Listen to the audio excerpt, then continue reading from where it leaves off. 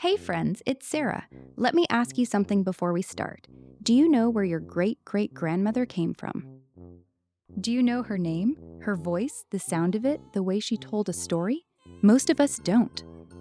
But on this day, a little boy sitting on a front porch in Tennessee decided that wasn't going to be true for his family.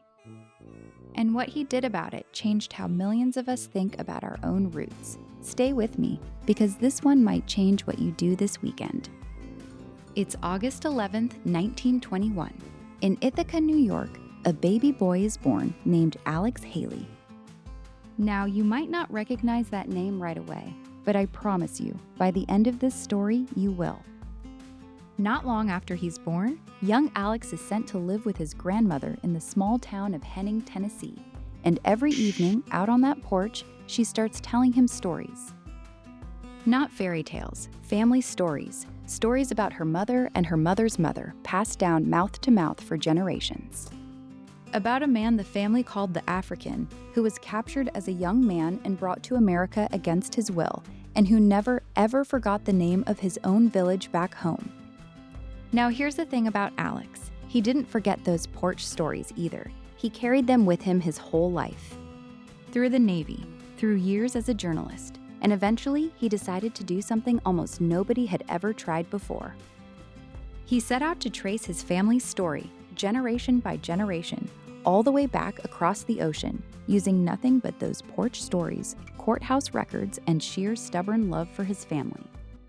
It took him 12 years of digging through records most people never think to look at, and in 1976, he published what he found. He called it Roots. And friends, here's a number that still gives me chills. The following year, when Roots became a television series, an estimated 130 million people tuned in to watch it. Think about that for a second. Think about that's roughly the same as if every single person in California, Texas, and New York put together sat down together and watched one family story unfold. But here's what really matters. Roots didn't just tell one family's story. It cracked something open in all of us. Suddenly, people everywhere started asking their own grandparents questions they'd never thought to ask before. Where did we come from? What was her name? What did he sound like when he laughed?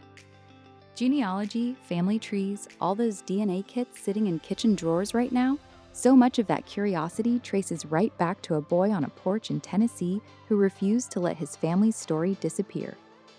And that, my friends, is exactly why we're here today. Because somewhere in your family, right now, there's a story only you know. Maybe it's how your parents met.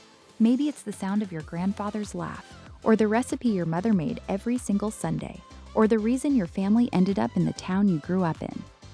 Nobody else can tell that story the way you can. And once it's gone, it's gone. So here's how you start, and I promise you, it's simpler than you think. Tonight, write down one memory, just one. Start it with these words: I'll never forget the time, and finish the sentence. That's it. That's how Alex Haley's whole journey started too. One memory, then another, then another. And if you'd like a little help getting those memories out of your heart and onto paper, I've put together a completely free family story writing guide full of simple, gentle prompts to help you capture the stories only you can tell. You'll find the link right below this video, and it won't cost you a thing but a little bit of your evening. Someday, your grandchildren will be so glad you did this. If today's story sparked something in you, hit that subscribe button and come back tomorrow, because every single day we uncover another piece of history that might change the way you see your own family's story. I'll see you in the next one, friend.